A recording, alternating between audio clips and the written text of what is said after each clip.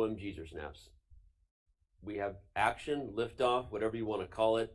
We might have regret at some point down the line as Richard Rapport makes the decision not to allow the draw, to go for the line with knight to d2. Wow. Allow the queen trap that's about to happen. Knight a6 is going to be on the board and just as soon as Jan comes back to the board.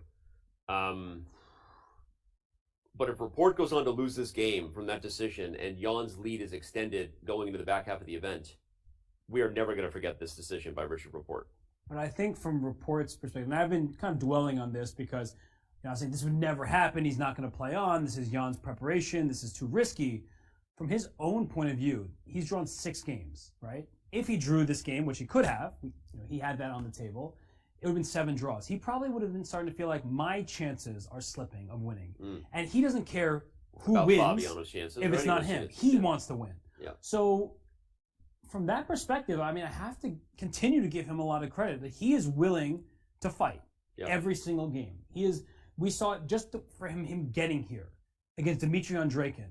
He took a huge risk in that final game of the FIDE Grand Prix, and he reaped the rewards. He won that game. Yep. And that's not to say that you should always continue to play for a specific result, because playing for a result is actually not good. You want to play objectively. The position. But he's saying that, you know what I'm seeing, what I'm visualizing here, and we're about to continue to get moves. The queen takes on f8. The bishop, I think, will take back. I mean, the king can also capture back. But he's saying, this doesn't look that bad for me, at least in his head. Now, he is facing who knows how much more computer preparation, and that's worrisome. Yeah.